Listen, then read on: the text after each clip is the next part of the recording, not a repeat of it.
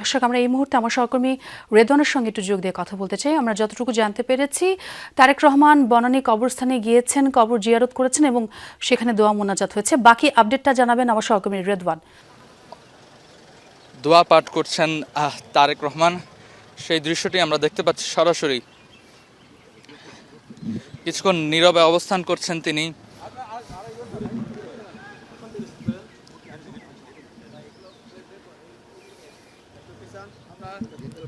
Rear admiral মাহবুব খান তার সমাধিসৌধে তিনি এসেছেন নৌবাহিনীর সদর দপ্তরের ভেতরে।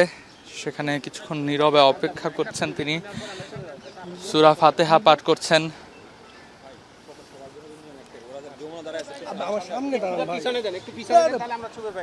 রিয়ার অ্যাডমিরাল মাহবুব আলী খান, যিনি নৌবাহিনীর প্রধান হিসেবে দায়িত্ব পালন করেছেন স্বাধীন বাংলাদেশের, এবং কিছুক্ষণ নীরবে অবস্থান করছেন তিনি। দোয়া পড়ার সময়টুকুতে আমরা চুপ থাকার চেষ্টা করব।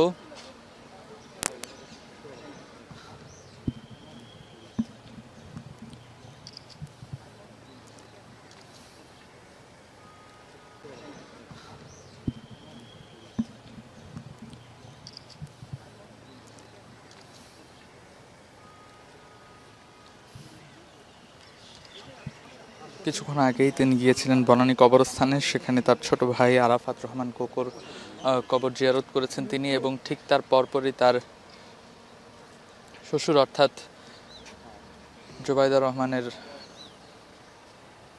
পিতা রিয়ার অ্যাডমিরাল মাহবুব আলী খানের সমাধিসৌধে তিনি কিন্তু দোয়া মোনাজাত করছেন।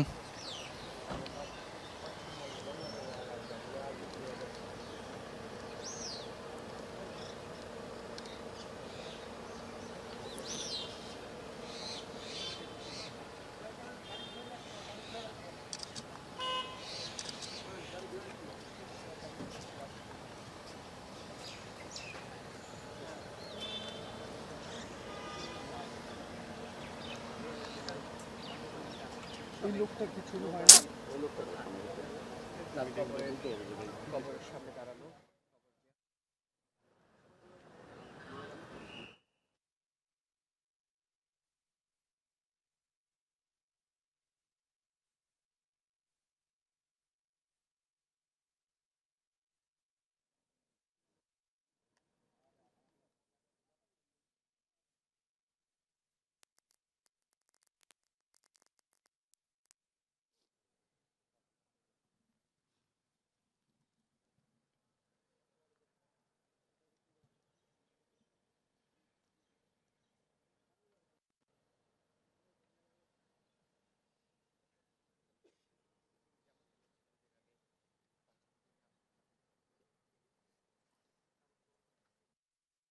এইমাত্র কিন্তু দোয়া মোনাজাত পাঠ করলেন বিএনপি চেয়ারপারসন তারেক রহমান।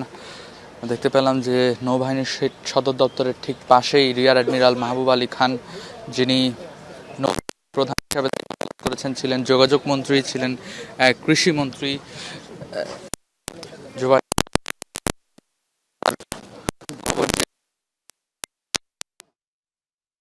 তার নিরাপত্তারক্ষীদের সাথে তিনি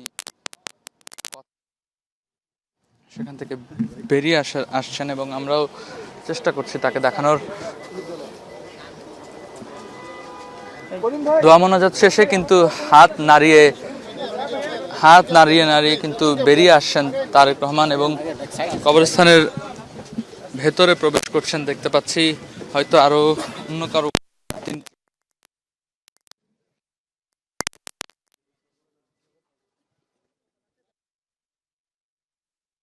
শেষে তিনি এসেছেন নৌবাহিনীর সদর দপ্তরে। সেখানেও কিন্তু তার যে শ্বশুর অর্থাৎ জুবাইদা রহমানের পিতা রিয়ার অ্যাডমিরাল মাহবুব আলী খান তার কবর জিয়ারত করলেন, এবং এখন কবরস্থানের নৌবাহিনীর সদর দপ্তরের যে ভেতরের কবর, সেখানে তিনি এগিয়ে যাচ্ছেন।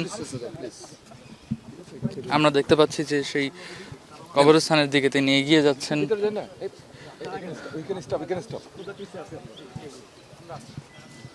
সেখানে ৮ নম্বর ব্লকের একটি কবর তিনি জিয়ারত করবেন বলে আমরা জানতে পেরেছি।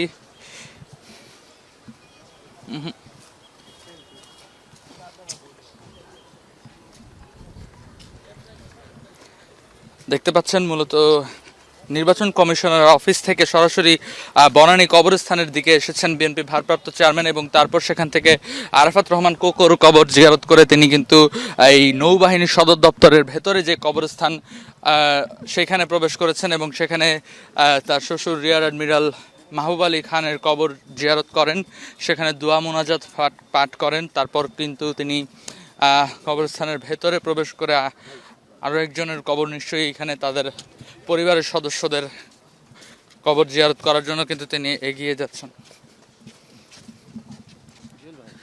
মূলত নৌবাহিনীর এই সামরিক কবরস্থানে তিনি এসেছেন। আমরা দেখতে পাচ্ছি যে ৮ নম্বর ব্লক ধরে তিনি এগিয়ে যাচ্ছেন ভেতরের দিকে। চেষ্টা করছি পুরোটা সময় দেখাবার।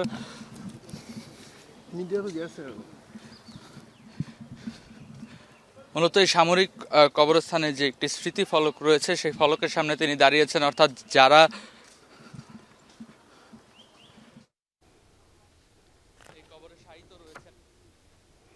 দর্শক, আমার সহকর্মী রেদওয়ান আমাদের সঙ্গে যোগ দিয়েছিলেন। তিনি জানাচ্ছিলেন তারেক রহমান প্রথমে বনানী কবরস্থানে গেলেন, কোকোর কবর জিয়ারত শেষে তিনি সামরিক কবরস্থানে গিয়ে সেখানে জিয়ারত করছেন। এরপর তিনি সম্ভবত গুলশানে তার বাসভবনের উদ্দেশ্যে রওনা দেবেন।